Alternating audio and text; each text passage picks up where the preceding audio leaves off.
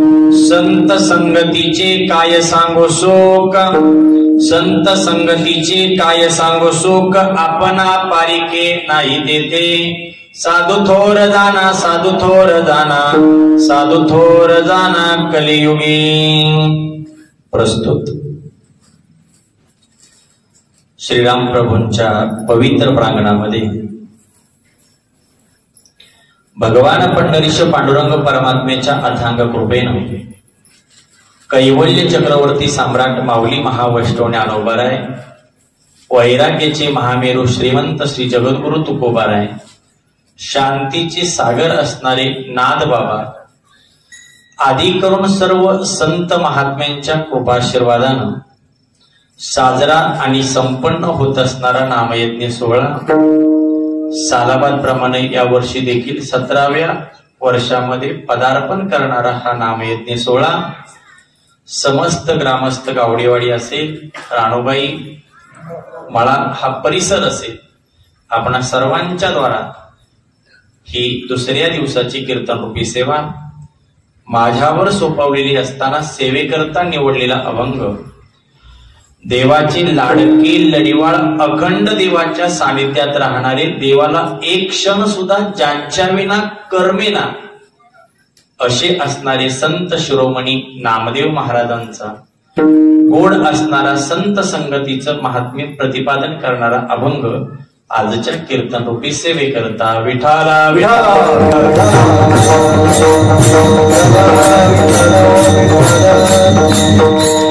अभंग नामदेवरायांचे नामदेवराय या अभंगामध्ये संतांच्या संगतीचं महात्म्य वर्णन करू पाहत आहे।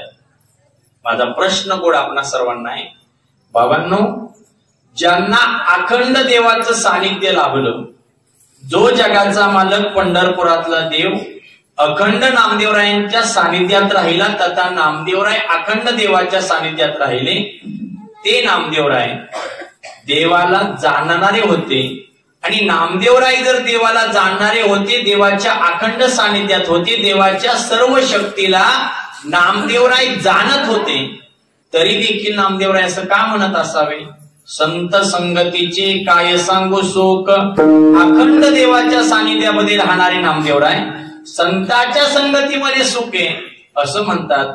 साहजिक जर एक विचार करण्याचा प्रयत्न केला, ज्या माणसानं आपल्याला घडवलं, ज्या माणसानं आपल्याला शिकवलं, ज्या माणसानं आपल्याला 2 पायावर उभं केलं, आपण कायमस्वरूपी त्याचे उपकार आपल्या अंतःकरणामध्ये ठेवतो। जे नामदेवराय देवाला प्रिय होते, देव सुद्धा नामदेवरायांना तेवढाच प्रिय होता असं म्हणतात। बाबांनो, नामदेवराय देवाविना आणि देव नामदेवराला विना क्षणभर सुद्धा राहत नसायचं। एवढं नामदेवरायांचं देवावर आणि देवाचं नामदेवरायावर प्रेम पाहायला मिळतं। सोमनाथ बाबा, साहजिक जर आपण विचार केला, गावामध्ये शहरामध्ये कुठे जर तालुक्यामध्ये जर एखाद्या मंत्र्याची जर सभा असेल ना, सभा, तर एखादा आपल्या वस्तीतला मुलगा तिथं जाणार, साहेबांच्या कानात बोलणार, चहा घेणार का कॉफी घेणार, काय घेणार असं विचारणार, बाबा चहा घेणार की कॉफी घेणार, आणि तेवढ्यात त्यानं चहावर ठेवलेला त्याचा मित्र तेवढा त्याचा फोटो शूट करणार आणि दुसऱ्या दिवशी हा लिहिणार, मोबाईलला स्टेटस ठेवणार का साहेबांशी महत्वाच्या विषयावर चर्चा करतात। तुम्ही ऐकताय ना? साहेबांचं तेवढं प्रेम आहे का? नाही। तू विचारलंय काय, चहा घेणार का कॉफी घेणार? पण बाबांनो, याही पलीकडं जेवढं नामदेवरायांना देव हवा हवासा वाटत होता ना, तेवढंच देवाला सुद्धा नामदेवराय हवे हवे वाटायचे। साहजिक जर विचार करण्याचा प्रयत्न केला, नामदेवरायाकरता जगाच्या मालकानं काय नाही करावं? फिरविले देऊळ माझी ख्याती, नामदेवा हाती दूध प्याला। अरे नामदेवरायांकरता जगाच्या मालकानं मंदिर फिरवलं, जगाच्या मालकानं नामदेवरायांकरता मेलेली गाय जिवंत केली। तो जगाचा मालक नामदेवरायांकरता सर्व काही करू पाहणारा होता। अखंड त्या देवाच्या सानिध्यामध्ये राहणारे नामदेवराय संतांच्या संगतीमध्ये सुखी असं म्हणताय। अजून साधा जर विचार मांडण्याचा प्रयत्न केला तर नामदेवराय देवाबाबत आणि देव नामदेवरायाबाबत लहान लेकराचं आणि आईचं नातं संबोधित करतात। नामदेव महाराजांच्या गात्यात गोड वर्णन आलं, लाडके लढीवाळ नामा माझे ताने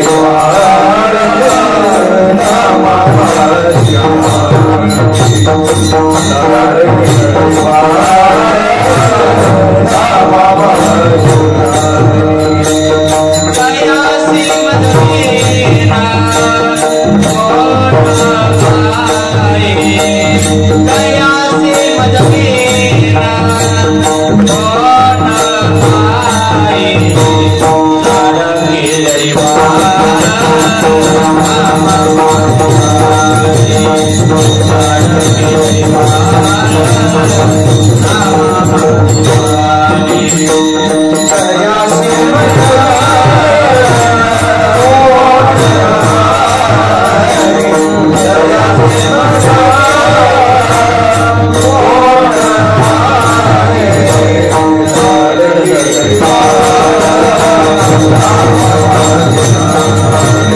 लाडके लढीवाळ नामा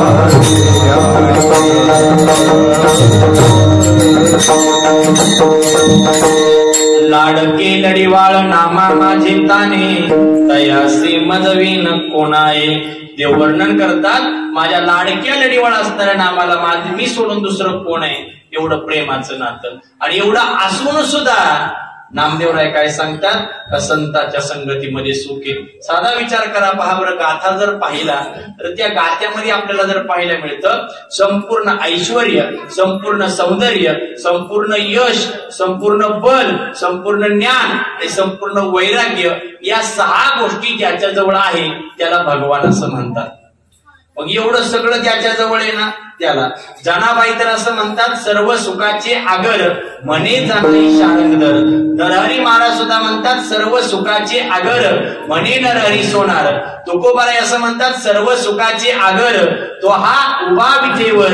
आणि ज्ञानोबाराय सांगतात सर्व सुखाचे आगर मावर उमादेवीवर.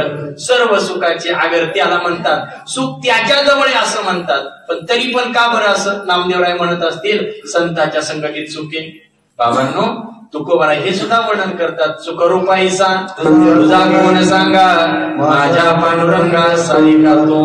का जो सुखरूप आहे, जो सुखाचा सागर आहे त्याला सोडून नामदेवराय काय म्हणतात का संतांच्या संगतीमध्ये सुख आहे. याचं जर कारण काय असेल बाबांनो, तर याचं एकमेव एक कारण आहे, माणसाच्या जीवनामध्ये देह दुःखाला जर एकमेव जर काही कारण असेल तर त्याला देह तादात्म्य असं म्हणतात.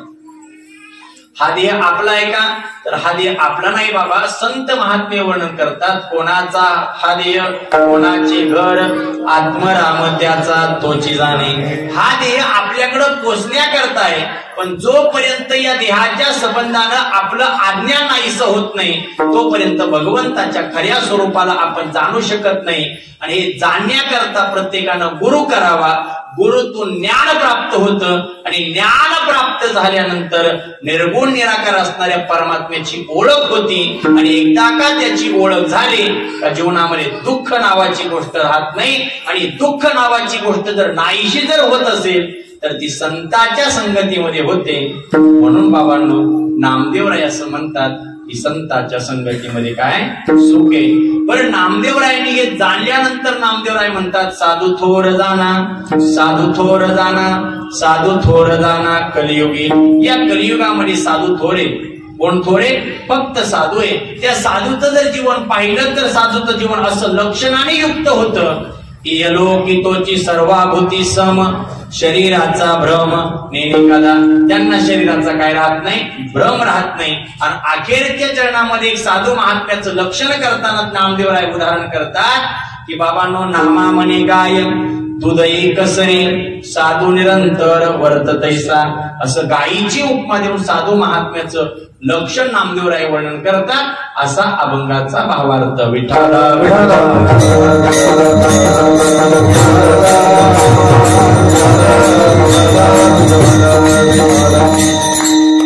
का बरं बाबांनो संतांच्या संगतीमध्ये सुख?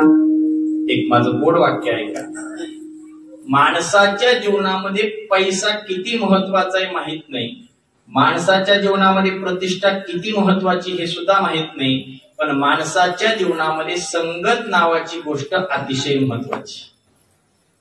आपण साधा जर वाक्यप्रयोग जर करण्याचा प्रयत्न केला तर बाबांनो, ज्ञानयोग असेल, कर्मयोग असेल, भक्तियोग असेल, या कुठल्याही गोष्टी जरी करू लागलो तर या गोष्टी करताना मात्र संगतीला जाणावंच लागतं, अन्यथा कुठल्याही गोष्टीचा लाभ आपल्याला होत नाही. ज्ञानोबांची एक गोड ओवी सांगतो का, हरिपाठात नाही, हरिपाठाच्या नंतर जे आपण पसायदान म्हणतो त्या पसायदानामध्ये ज्ञानोबांची गोड ओवी, वर्षते सकळ ईश्वर निष्ठांची मांदियाळी अनवर्त भूमंडळी. वर्षते आणि भेटतू होता ही दोन क्रियापदे काय सांगतात, वर्षते सकळ मंगळी, ईश्वर निष्ठांची मांदियाळी. कोण ईश्वरनिष्ठ म्हणजे कोण आहे, संत. आणि ते काय होऊ द्या, अनवर्त भूमंडळी. तुम्हाला समजते ना मी काय बोलतोय, ईश्वर निष्ठांची मांदियाळी अनवर्तपणे मला काय होऊ दे, भेटत राहू दे. कशा करता बाबांनो, तर ती संगती प्राप्त करण्याकरता. माणसाच्या जीवनामध्ये संगतीला विशेष अनन्य साधारण महत्व. साधं उदाहरण तुम्हाला सांगतो, 4 जर विद्वानांमध्ये जर एखादा 5वा मनुष्य आला तर 5वा विद्वान कोण असतो, तो येणारा असतो. 4 श्रीमंतामध्ये जर 5वा जर एखादा श्रीमंत आला तर 5वा श्रीमंत कोण असतो, तो असतो.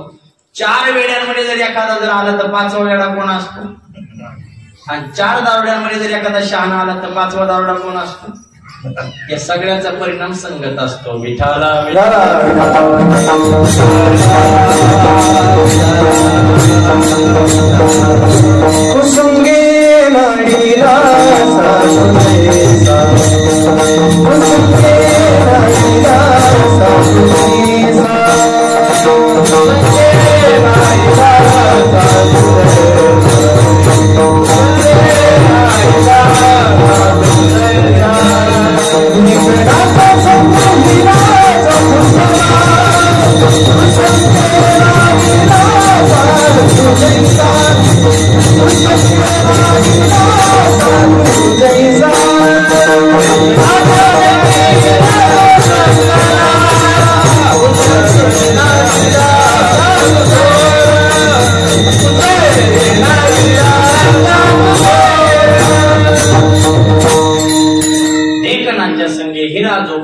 कुसंगे नाडला साधू दैसा. एक वेदांत शास्त्राचं गोड वाक्य सांगतो, पुढे चलो.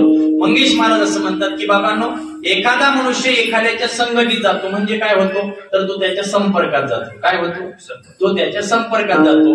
माणूस माणसाच्या संपर्कात जातो, परिणाम मात्र त्याच्या बुद्धीवर करतो. काय म्हटलं मी, माणूस माणसाच्या संगतीत. एखाद्या माणसाला जर विचारलं का हो महाराज तुम्ही एवढ्या लांब कीर्तनाला आले, काही नाही, एक जण सोबतीला होता. सोबतीला म्हणजे संगतीला होता म्हणून इथपर्यंत आलो. कशाला, कीर्तन श्रवणाला.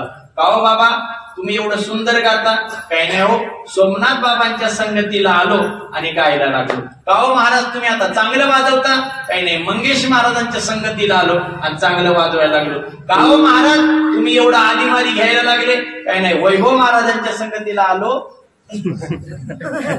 कशाला, संगत परिणाम करते. एक छोटं वाक्य सांगतो, माणूस माणसाच्या जीवनातून झिरोतून हिरो होतो आणि हिरोतून सुद्धा झिरो होतो. याला कारण काय, संगती. बाबा पुढे आहे का, ही संगती काय, संगती ह्या जर बोलाचा जर विग्रह केला ना महाराज, विग्रह, तर याच्यामध्ये बाजूला करा, खाली गती ठेवा. ती गती कशाला कारण ठरते, तर ती गती प्रगतीमध्ये सुद्धा आहे आणि ती गती अधोगतीमध्ये सुद्धा आहे. पण प्रगतीला पण आणि अधोगतीला जर कारण जर काय असेल तर ती फक्त संगती.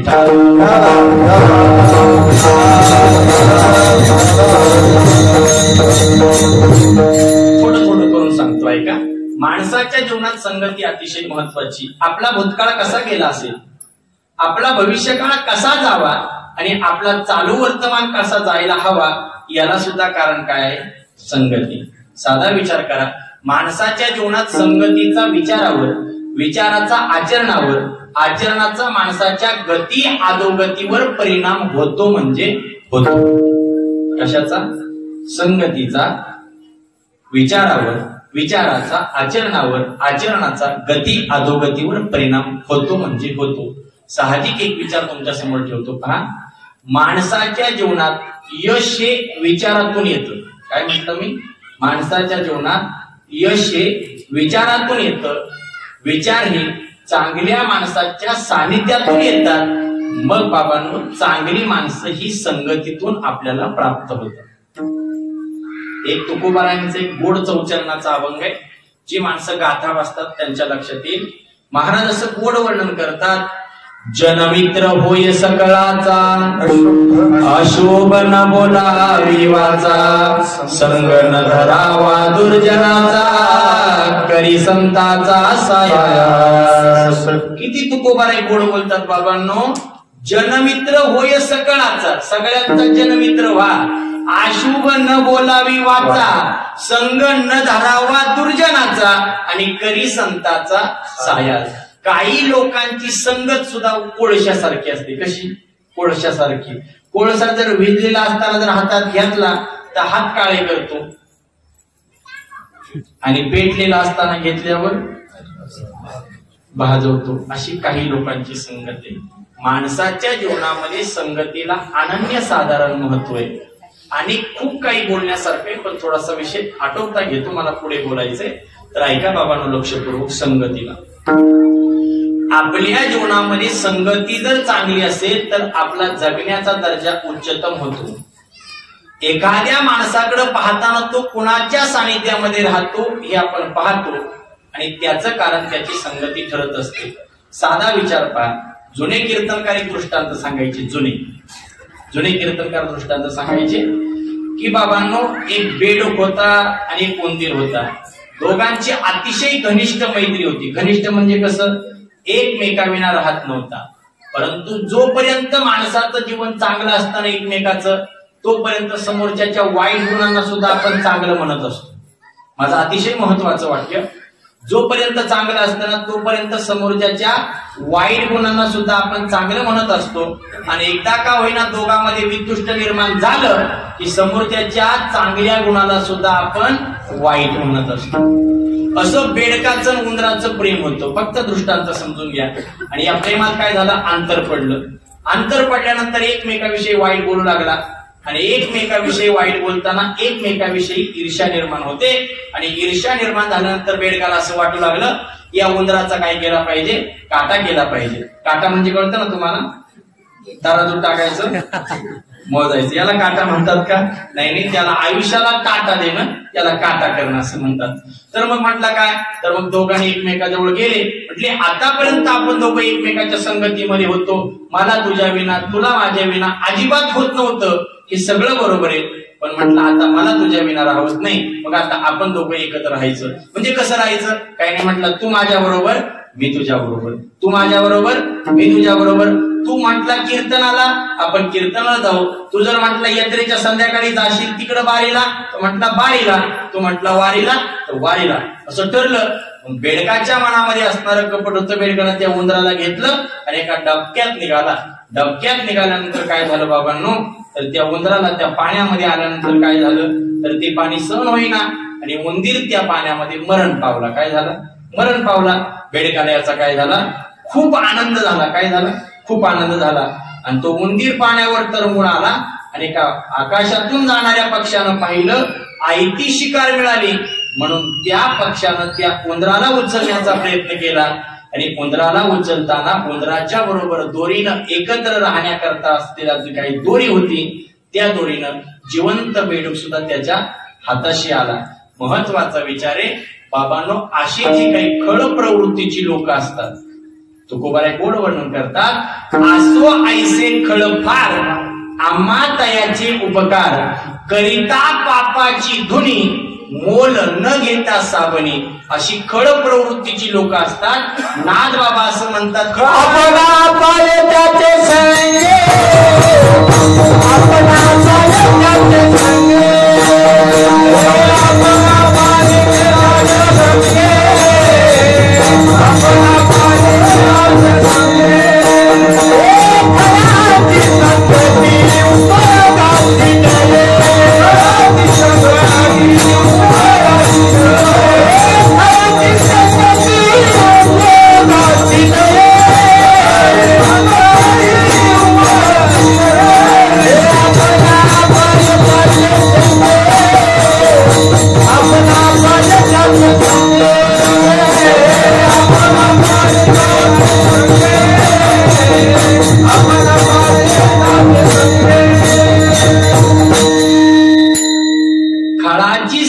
संगती उपयोगाची नाही आणि आपणा अपाय तयासवे अशा खळ प्रवृत्तीच्या लोकांची काय नको, संगत नको. यानं काय होईल तर आपल्याला अपाय होतो.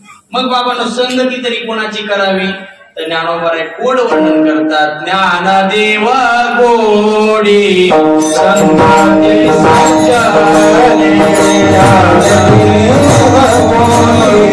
संगती सज्जने, ज्ञानदेव गोडी संगती सज्जने, ज्ञानदेव गोडी संगती सज्जने, हरि दिशत जीवन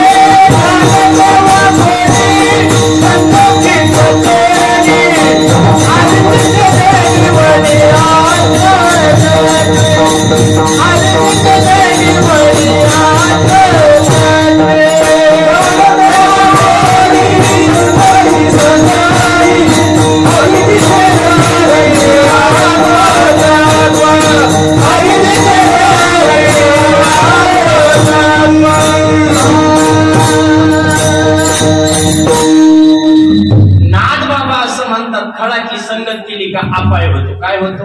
नाथबाबा सांगतात खळाची संगत जर केली तर अपाय होतो. आणि ज्ञानोबा सांगतात ज्ञानदेव गोडी संगती सज्जनी हरी दिसे जनी मनी आत्मतत्वी. एक महत्वाचं आणि गोड वाक्य आहे का, माणसाच्या जीवनामध्ये कपडे घालायला चुकला तरी चालू द्या, माणसाच्या जीवनात पैसे कमवताना चुकला तरी चुकू द्या, काही हरकत नाही. पण माणसाच्या जीवनामध्ये माणसाची पंगत जरी चुकली तरी हरकत नाही. काय म्हटलं?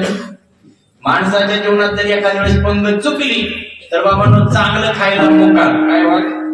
चांगलं खायला मुकार. पण माणूस जर माणसाच्या जीवनामध्ये जर संगतीला जर चुकला तर आयुष्याला मुकला. कर्णासारखा योद्धा या जगतामध्ये नव्हता. कधीही कर्णानं अर्जुनाला संपवलं असतं, पण कर्ण ज्याच्या संगतीमध्ये राहिला त्या संगतीनं त्याला काय केलं? संपवलं. म्हणून नाथबाबा सांगतात खळाची संगती उपयोगाची नाही. आपण संगती या विषयावर बोलतो. संगतीने आपल्याला काय प्राप्त होतो? दर्जा प्राप्त होतो. साधा जर महाराज विचार करण्याचा प्रयत्न केला, दिवसभर तुम्ही मंचरला फिरत होता, असं तुम्ही मगाशी मला म्हटलात, दिवसभर काय करत होतो? काही कामानिमित्त मंचरला गेला होता. पाबड संगतीचं महात्म्य कसं असतं. तुमच्या दिवसभर कोणी पायाला वागलं का? नाही वागलं. इथं आल्यावर का बरं वागलो? त्याचं कारण सुद्धा संगती. विठाला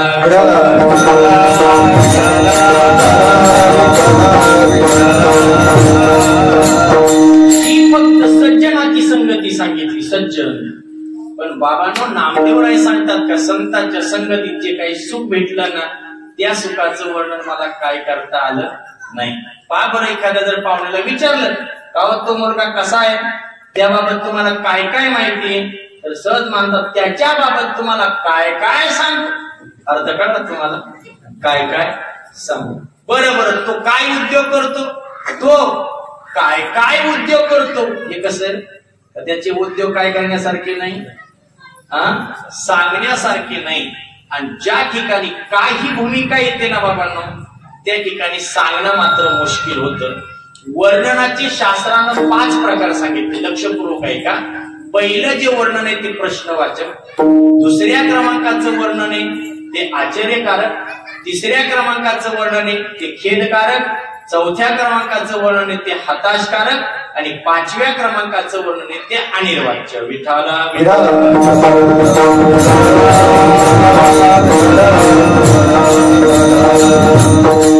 पहिल्या क्रमांकाचं वर्णन काय बोललो मी? दुसऱ्या क्रमांकाचं, तिसऱ्या क्रमांकाचं नाही. काल पंक्तीला जेवायला काय होतं?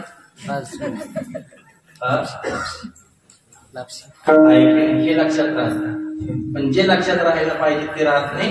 कारण आतापर्यंत त्याची संगती केली का ज्याच्यानं स्वतःच बरं झालं नाही त्याने आपलं कसं करेल, असा मोठा प्रश्न. आणि एक वाक्य सांगू, महत्वाचा विचार आहे. कीर्तनाला आल्यानंतर तरी माणसानं कीर्तनात राहावं, नाही कळलं आहे की नाही. 17 वर्ष झाली आपल्याला, कशाला?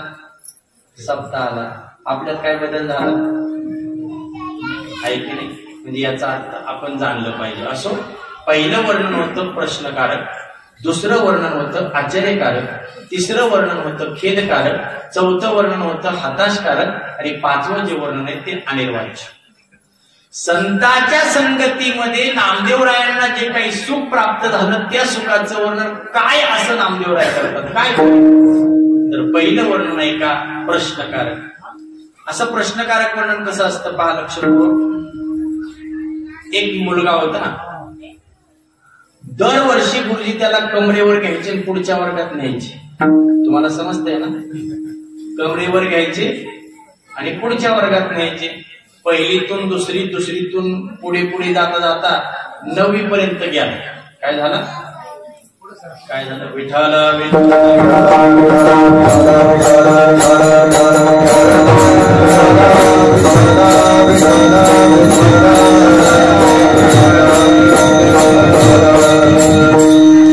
ऐका लक्षपूर्वक. पहिलं जे वर्णन आहे ते प्रश्नकारक वर्णन. बोलू नका महिलांना, तुमच्या पायावर डोकं ठेवतो, पण निदान इथं तरी बोलू नका. नाही कळलं तुम्हाला? परत बोलू. इथं तरी, इथं तरी परत एकदा बोलू का म्हणजे तुम्हाला कळलं. नवरा बायकोचा कोर्टात खटला गेला महाराज, आणि नवरा बायकोचा कोर्टात खटला गेला ना, आता खटला कशा करता जातो बोला ना, भांडण. आणि भांडणातून शेवटी काय होतं? स्फोट होतो, घट ठेवून, त्याला घटस्फोट असतो. आणि मग म्हटले काय झालं काय नाही, म्हटले यांना घटस्फोट घ्यायचा, तर म्हटले घेऊ द्या, पण म्हटले एक अट राहील. काय राहील?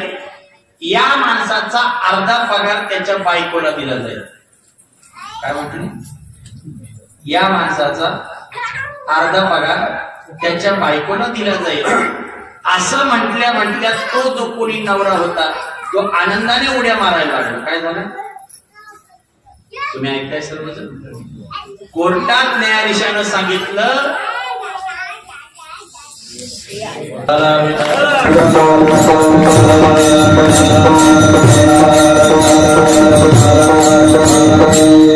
काय सांगत होतो मी? कोर्टातला खटला. तुम्ही कोर्टातल्या खटल्याबाबत बोलताय म्हणजे तुम्हाला त्याचा अनुभव. काय सांगत होतो मी? नवरा बायकोचा खटला कोर्टात गेला, आणि कोर्टात गेल्यानंतर काय झालं, तर तो मनुष्य कोर्टात न्यायाधीश म्हणाला या माणसाचा अर्धा पगार त्याच्या पत्नीला द्यावा लागेल. तर त्या माणसाला खूप आनंद झाला. का आनंद झाला? तो म्हटला निदान अर्धा तरी आता माझ्याकडे राहील.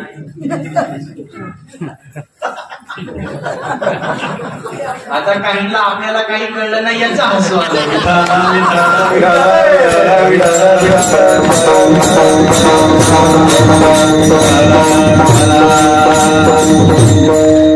अवघड झाली समाजाचं, नाही कळणार तुम्हाला. पहिलं जे वर्णन होतं ते प्रश्नकारक होतं. आपल्या आपल्यात बस झालं. विठाला विठाला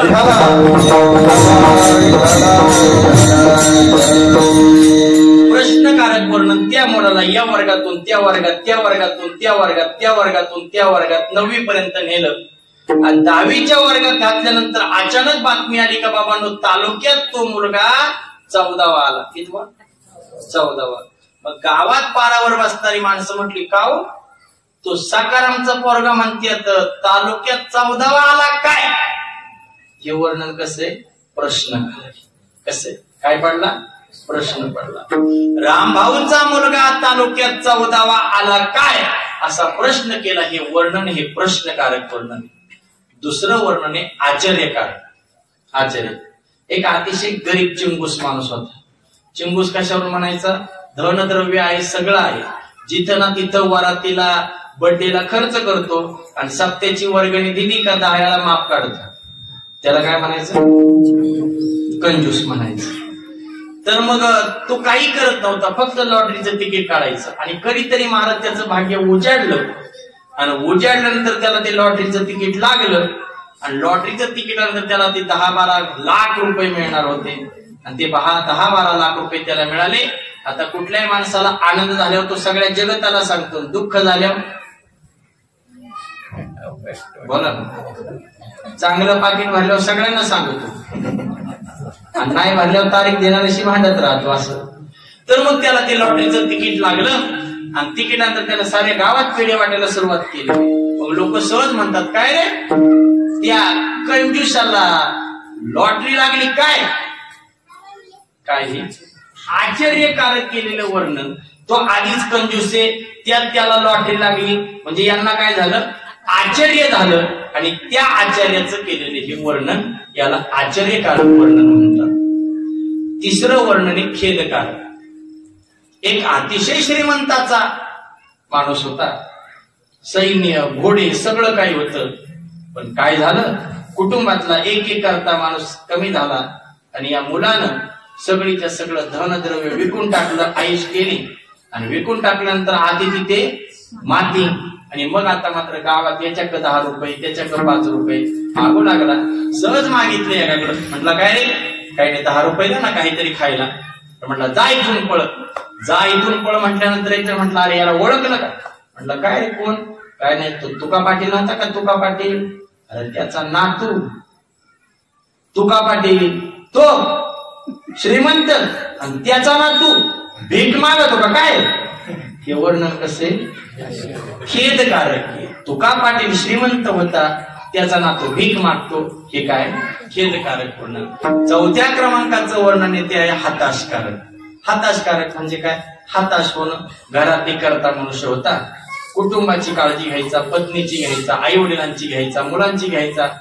दिवस कोरोनाच्या काळात पुण्याला गेला आणि तिकडे कोरोनाची लागण झाली आणि लागण झाली तिकडेच ठेवला, पण पुन्हा काही त्याला माघारी येता आलं नाही. कुटुंबाची दयनीय अवस्था झाली. काय झाली? दयनीय अवस्था झाली. आणि दयनीय अवस्था झाल्यानंतर कुणाला खायला नाही, आई वडिलाच्या औषधाला पैसे नाही. सहज लोक म्हणायची, तो माणूस होता ना तर कुटुंबाचं चांगलं होतं, तो माणूस होता ना तोपर्यंत कुटुंबाचं चांगलं होतं, पण आता मात्र कुटुंबाची अवस्था बिघडली. हे जे काही वर्णन आहे ते हताशकारक. आणि शेवटचं एक वर्णन आहे ते अनिर्वाच्य. अनिर्वाच्य म्हणजे त्याच्यामध्ये काहीही बोलता येत नाही. काय करता येत नाही? बोलता येत नाही. साधा जर विचार आपण पाहिला, असं जे काही बोलता येत नाही, कुणाला बोलता आलं नाही तर संतांच्या संगतीत होणाऱ्या सुखाबाबत नामदेवरायांना बोलता आलं नाही. म्हणून नामदेवराय अभंगाच्या पहिले संत संगतीचे काय सांगू, संत संगतीचे काय सांगू,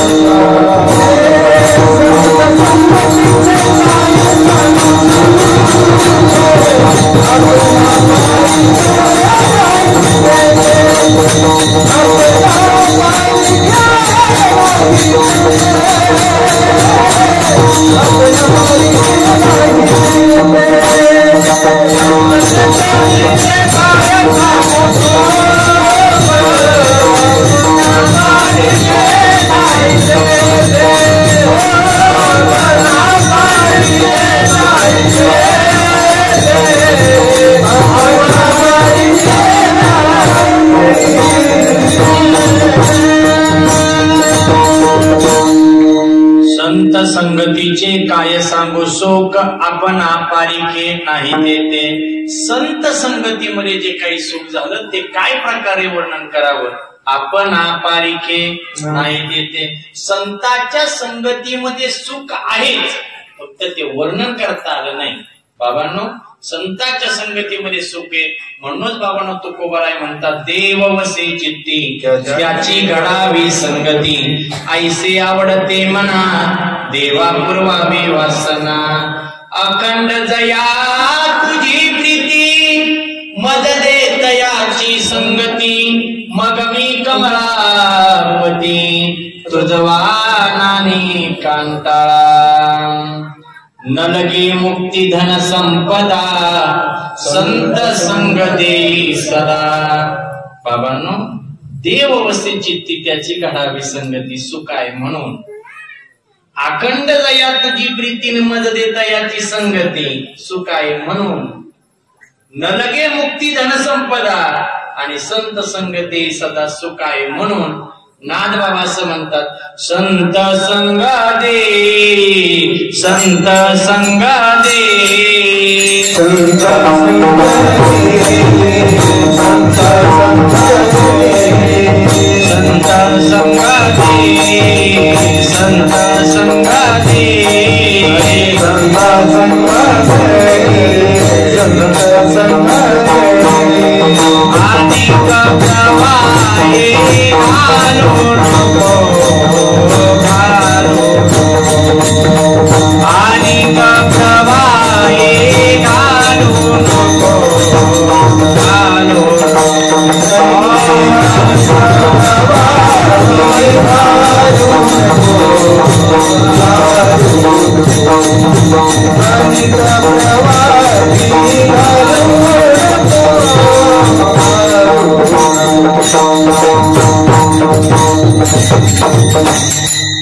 संत संग दे संत संग दे अनेक प्रवाही घालू नको. देवा जर द्यायचाच जर असेल ना तर काय दे बाबांनो, संत संग दे. दुसऱ्या कुठल्या प्रवाहात काय करू नको, घालू नको. पहा बाबांनो, नामदेवराय असं का म्हटले असतील, संत संगतीचे काय सांगू शोक आपणा पारिके नाही देते. नामदेवरायांना कळालं ज्ञानोबाराय निवृत्तीनाथ मुक्ताई सोपान ही अवतारी बालक आहेत आणि भगवंताला त्यांची आठवण काढल्यानंतर रडू आलं आणि सहज नामदेवरायला म्हटले त्यांना भेटण्याकरता जा. नामदेवराय त्यांना भेटण्याकरता गेले. पण असे बाबांनो, पंढरीच्या लोका नाही अभिमान पाया पडे जग. पंढरपुरातल्या लोकांना काय नसतो, अभिमान नसतो. पण आम्ही बरेच जण पंढरपूरला गेल्यानंतर काय होतो, अभिमानी होतो. तर माझा साधा विचार आहे बाबांनो, तर काय झालं, सगळेजण निवृत्ती दादा असतील, ज्ञानदेव असतील, सोपान काका असतील, नामदेवरायांच्या पायाला वाकले. पण नामदेवराय मात्र कोणाच्याच पायाला वाकले नाही. नामदेवरायांच्या अंतकरणामध्ये एक अभिमान होता का मग देव माझ्याशी बोलतो, देव माझ्या बरोबर जेवतो, देवाच्या मी अखंड सानिध्यात आहे आणि देव फक्त मलाच कळतो. आहे की नाही? असं होतं ना. बऱ्याच जणांना आपल्याला काही कळत नाही हेच त्यांना कळत नाही, पण त्यांना सांगायचं कोणी, विठाला